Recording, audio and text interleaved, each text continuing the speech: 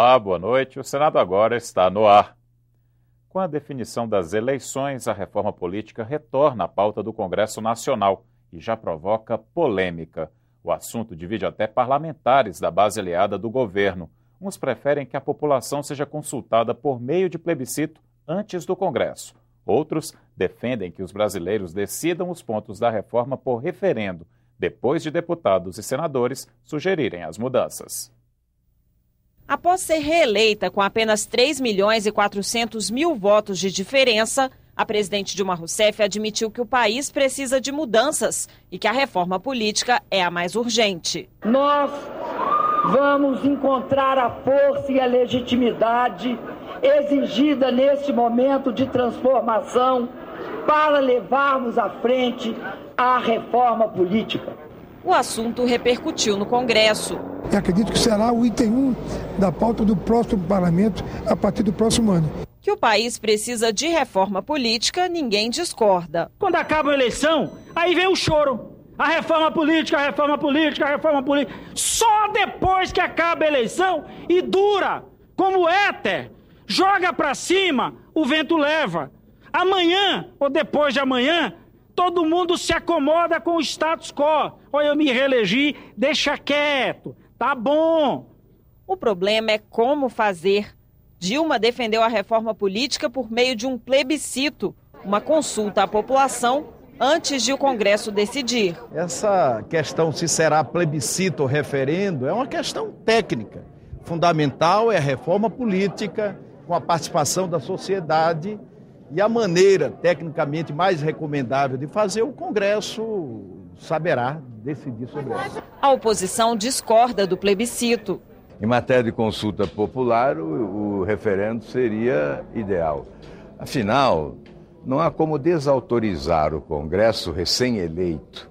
Ele está autorizado a realizar a reforma política. Os petistas apoiam a iniciativa da presidente. No caso do referendo, o Congresso primeiro decide, discute e muitas vezes sob a ótica do interesse dos parlamentares, para depois a sociedade dizer se concorda ou não. Enquanto no plebiscito a sociedade decide e o Congresso Nacional adapta a legislação a essa decisão. Então, eu creio que é mais democrático. Mas quando o assunto é reforma política, a base do governo não permanece unida. Os presidentes da Câmara e do Senado, ambos do PMDB, preferem um referendo. A reforma política ela é bem-vinda, porque é uma reforma que se impõe hoje mais do que nunca. Mas nós estamos aí com o parlamento recém-saído das urnas, com parlamentares, deputados, senadores, representantes do povo brasileiro legítimos pelo voto popular para fazer exatamente isso. Você fazer um plebiscito, responder sim ou não e depois o Congresso votar, é uma coisa que delonga. O referendo não, você vota a lei e depois referendo ou não a lei com a sociedade. O plebiscito é um compromisso de campanha da presidente Dilma Rousseff com organizações que defendem uma constituinte exclusiva para a reforma política. Em setembro, o movimento coletou mais de 7,5 milhões de assinaturas a favor da constituinte e agora pede apoio do Congresso para realizar um plebiscito oficial.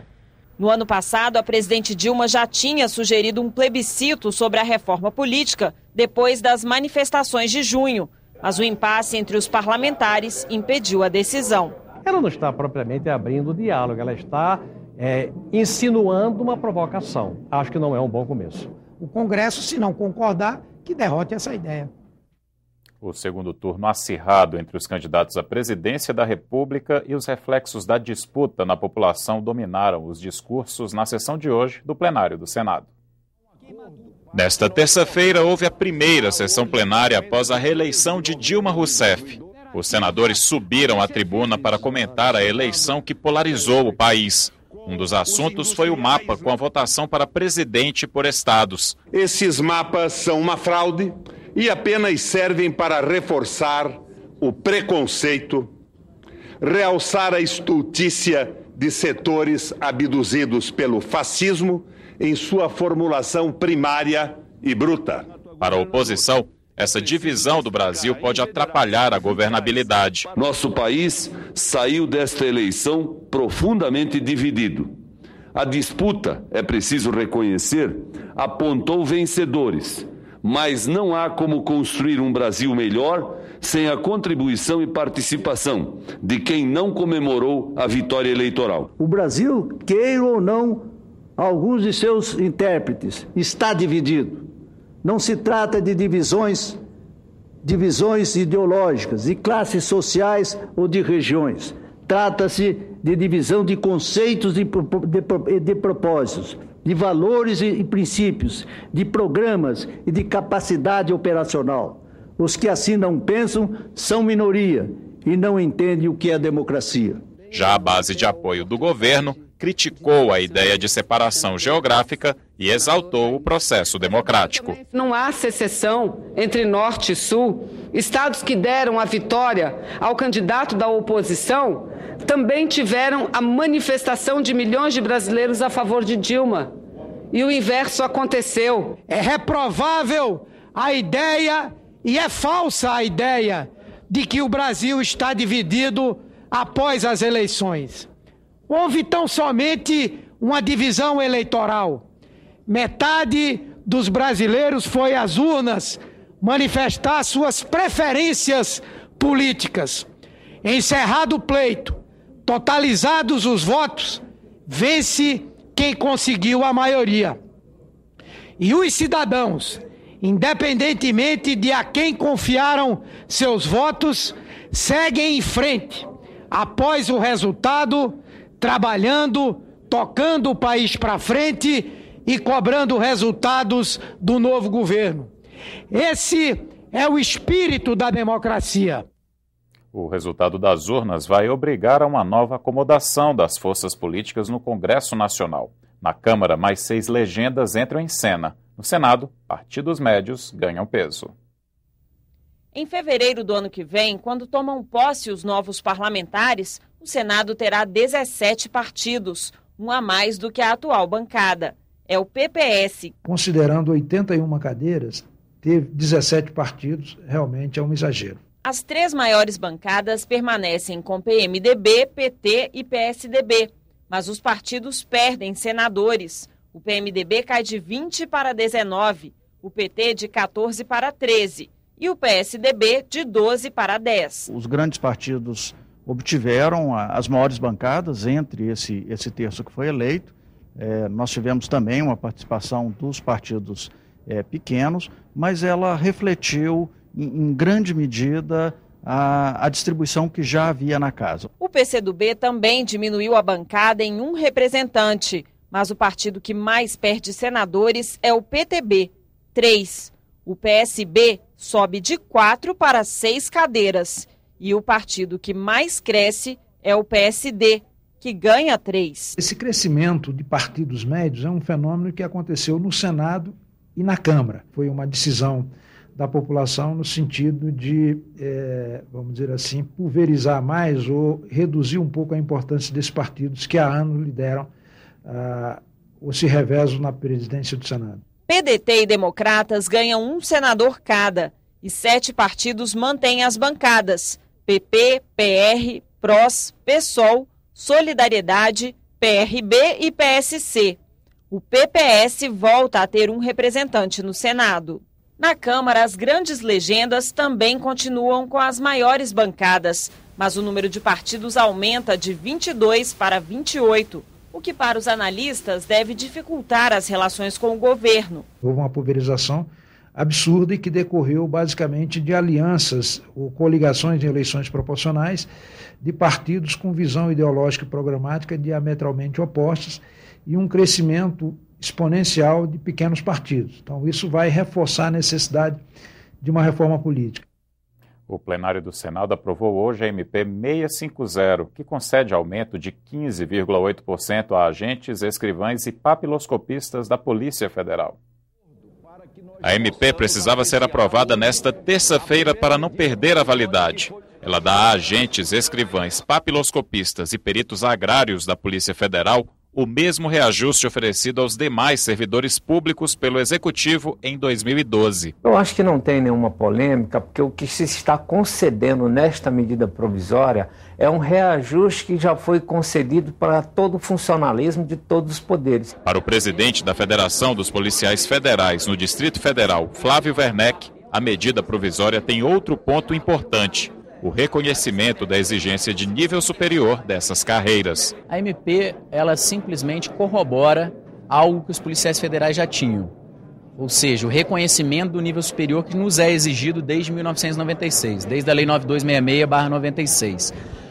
O índice de aumento de 15,8 para nós policiais federais é o de somenos. No plenário, senadores do governo e da oposição uniram discursos e esforços para aprovar a MP 650. Nós entendemos que se procura estabelecer justiça para com esses segmentos. A Polícia Federal é um patrimônio do Estado brasileiro.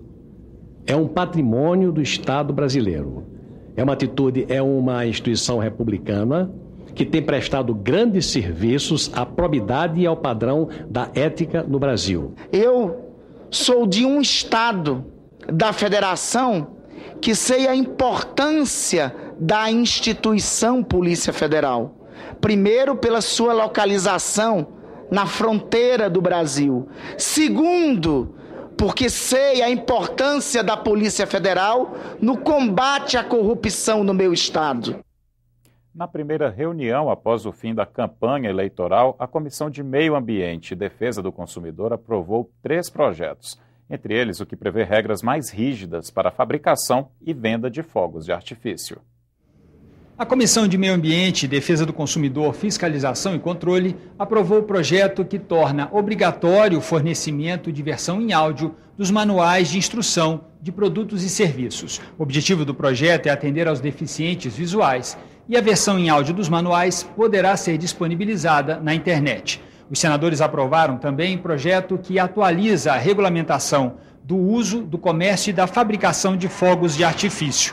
Pelo projeto aprovado, fica proibida a venda de fogos de artifício para menores de 18 anos. Procuramos nesse projeto disciplinar, primeiro dividir em categorias os fogos, dar responsabilidades em todas as áreas ao fabricante, aquele que faz a logística, o transporte, aquele que estoca e o comerciante.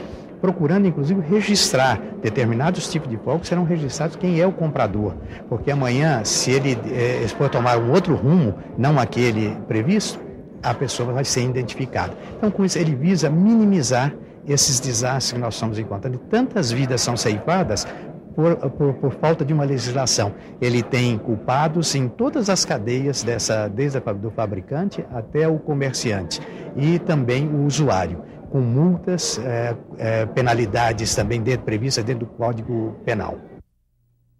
Outras 2 comissões do Senado também tinham reuniões marcadas para hoje, mas não foram realizadas. A de Ciência e Tecnologia foi adiada por falta de quórum.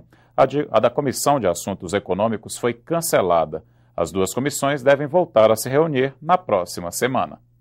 Também por falta de quórum, ficou para amanhã a votação do relatório preliminar da LDO, a Lei de Diretrizes Orçamentárias. A repórter Sara Reis tem os detalhes.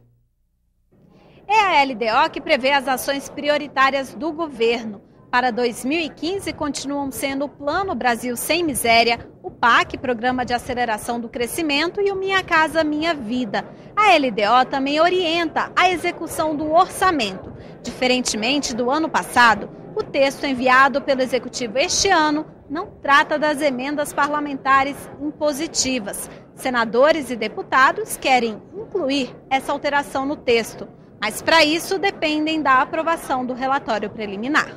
Eu estou conversando com o Vital do Rego, que é o nosso relator, para que aceite a emenda das emendas impositivas, que como não passou, não foi aprovada ainda a PEC, né? Então nós temos que colocar.